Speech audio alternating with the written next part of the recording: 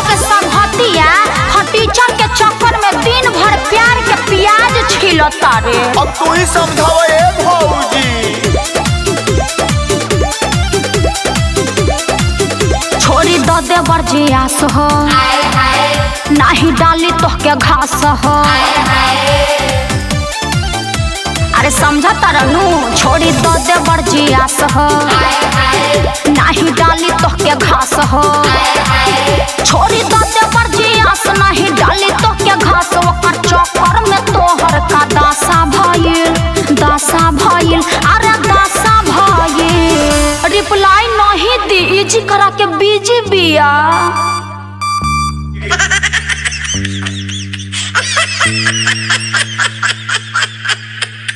अब देखो इनके समझावत तनी जा तो चिदोरत तारे मार बढ़नी रे। हमरा लो भर के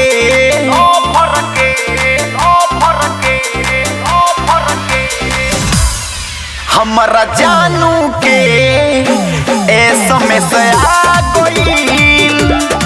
हमरा सोना के SMS आ गईल। मुँह चिदोर के देख लो। हाँ तो ले जा तू हो के दाल में डाल के पी जा।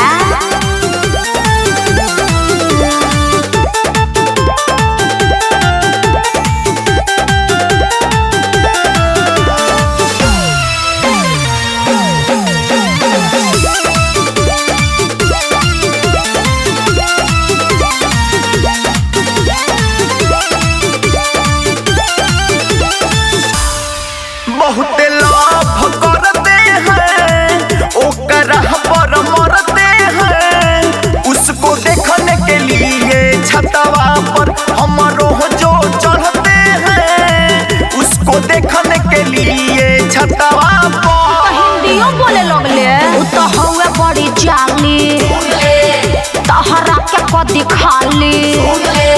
उ तो हवे बड़ी जाली, तहरा के कदी खाली। कहवा से तोहरा लोभ के नासा भइल, नासा भइल, अरे नासा भइल। केतनो मैसेज भेजबे कुछ भेटाई नाही।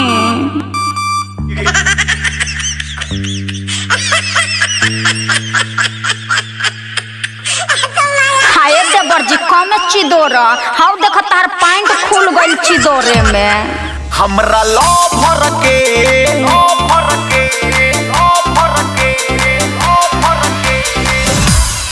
हमरा जानू के SMS आ गईल। हमरा सोना के SMS आ गईल। तोहलो के हमर लोग देख के कहे छाती फाटता हो। फाटा तो हमनी के नहीं खे, फाटी तहार और हम ही सियब। देख लिया ये देवर जी।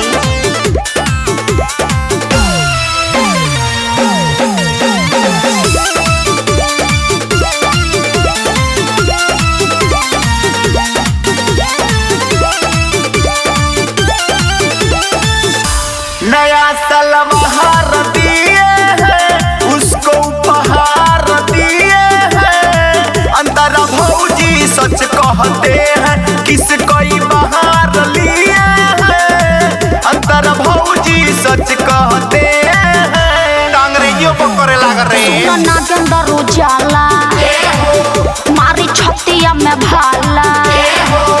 सुना नागेंद्र उजाला मारी छतिया में भाला। अर्जुन शर्मा के जैसे तमाशा भइल, तमाशा भइल, तमाशा भइल।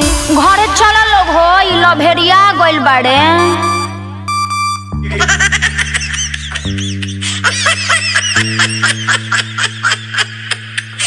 आज बाबा काल तो तारा रोवही के बना मन बता। हमरा लो भर के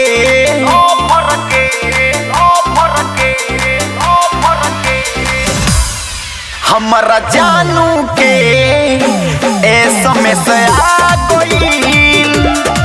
हमरा सोना के SMS आ गईल। अब हम चल रहे हैं अपने डार्लिंग से मिलने, देखो टाइम भी आ गया।